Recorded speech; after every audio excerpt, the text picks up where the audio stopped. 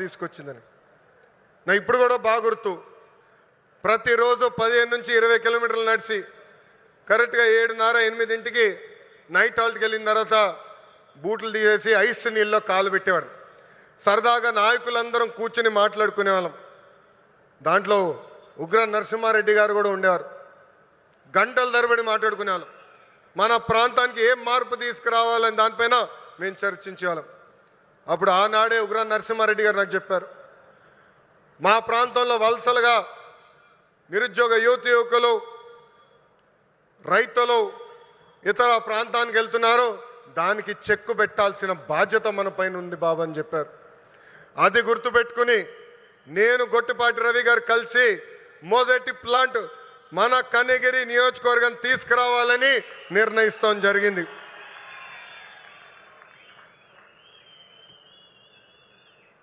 ఆంధ్రప్రదేశ్లో ఈ compressed biogas plants పెట్టేందుకు ఈరోజు రిలయన్స్ ఇండస్ట్రీస్ ముందుకు వచ్చింది. 65,000 కోట్ల పెట్టుబడి, దాదాపు 500 ప్లాంట్లు ఏర్పాటు చేస్తామని హామీ ఇచ్చారు. నిజంగానే ఈ సభాముఖంగా ముఖేష్ అంబానీ గారికి, అనంత్కి, పిఎంఎస్ ప్రసాద్ గారికి, మాధవ్ గారికి, హరీంద్ర కే త్రిపాఠి గారికి నా హృదయపూర్వక ధన్యవాదాలు నేను తెలుపుకుంటున్నాను. ఈ పెట్టుబడుల ద్వారా ఆంధ్ర రాష్ట్రంలోనే 2,50,000 మంది నిరుద్యోగ యువకులకి కూటమి ప్రభుత్వం ఉద్యోగాలు కల్పించబోతుంది. ప్రకాశం, అనంతపురం, కడపలో ఉన్న 5 లక్షల ఎకరాల బేడు భూమికి వినియోగంలోకి తీసుకుని రాబోతున్నాం. నేను యువగలంలో ప్రకాశం జిల్లాకు ఇచ్చిన హామీని, దాంట్లో ఒక్క హామీని ఈరోజు నిలబెట్టుకున్నానని గర్వంగా చెప్పుకోగలుగుతున్నాను. రిలయన్స్ మొదటి సిబిజీ ప్లాంట్ కనిగిరిలో శంకుస్థాపన మేము చేశాము. ఈ ప్లాంట్ రిలయన్స్ సిబిజీ ప్రాజెక్ట్కి హబ్గా కూడా మారిపోతుంది. ఇక్కడనే హెలికాప్టర్ ఎక్కే ముందల 5 ప్లాంట్లు అనుకున్నాం. హెలికాప్టర్ దిగిన తర్వాత ప్రసాద్ గారితో మాట్లాడిన తర్వాత మీరు మాకు భూములు ఇవ్వండి, తప్పనిసరిగా ప్లాంట్లు ఏర్పాటు చేస్తామని చెప్పారు. ఇక్కడ ఉగ్ర నరసింహారెడ్డి గారు నా పక్కన కూర్చుని ఎట్టి పరిస్థితుల్లో 50,000 ఎకరాలు కౌలుకి రిలయన్స్ ఇండస్ట్రీకి మేము అందిస్తామని చెప్పారు. 50 ప్లాంట్లు ఒక నియోజకవర్గంలో చేస్తామని ఈ సభాముఖంగా కనిగిరి ప్రజలకి నేను తెలుపుతున్నాను. వాస్తవంగా ఈరోజు నేను మీ ముందల నుంచుని ఇట్లా మాట్లాడగలుగుతున్నానంటే దానికి కారణం ఉగ్ర నరసింహారెడ్డి గారు.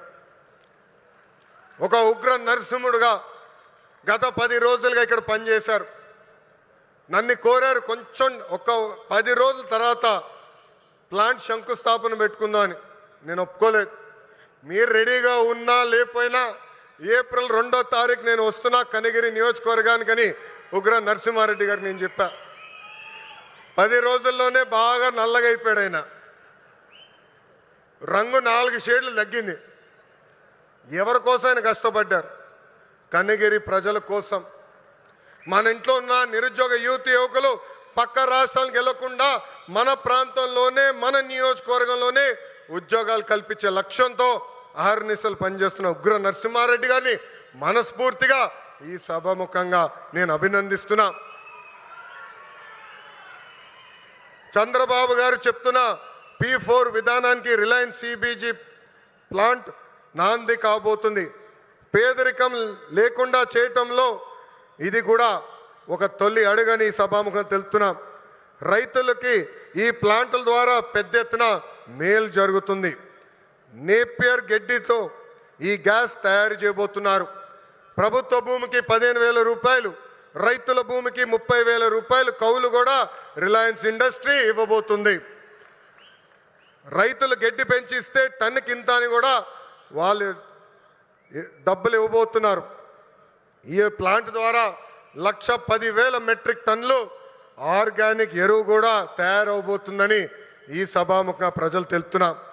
ఇంకా ఈ ప్లాంట్ ద్వారా గ్రామీణ యువతకి పెద్ద ఎత్తున ఉద్యోగాలు కూడా కల్పిస్తాం. ప్రకాశం జిల్లాలోకి ఎప్పుడు వచ్చినా నాకు నా పాదయాత్ర గుర్తొస్తుంది. ఈరోజు నేను నడుచుకుంటూ వస్తున్నప్పుడు అందరినీ కలిసా. గట్టిగా నా చేయి లాగారు. నాకు యువగలం పాదయాత్ర గుర్తొచ్చింది. మీరు చూపించిన ప్రేమ ఇంకా నా చేతి పైన ఉంది. అందరు నా చేతులు గీరారు, ఒకరు నా చేయి కూడా కొరికారు. మీరు నా పైన చూపించిన ప్రేమ, అభిమానం నా జీవితంలో ఎప్పుడు మర్చిపోనని ఈ సభాముఖంగా ప్రకాశం జిల్లా ప్రజలందరికీ నేను తెలుపుకుంటున్నా. ఉగ్ర నరసింహుడు నన్ను వదిలిపెట్టాడు కదబ్బా. కొన్ని కోరికలు కోరారు. మొదటిది రైల్వే ప్రాజెక్ట్. గౌరవ చీఫ్ సెక్రటరీ గారు నాకు ఇప్పుడే చెప్పారు, ఏప్రిల్లో అవసరమైన నిధులు మేము విడుదల చేస్తాం, ఆగస్టులో గౌరవ ముఖ్యమంత్రి గారిని తీసుకొచ్చి ఆ రైల్వే ప్రాజెక్ట్కి మనం ప్రారంభిద్దామని తెలుపుతున్నాం. వెలగొండ ప్రాజెక్టు కూటమి ప్రభుత్వానికి ఒక ప్రయారిటీ. ఆగిన పనులు తిరిగి ప్రారంభిస్తాం. చివరి ఎకరానికి సాగునీరు అందించే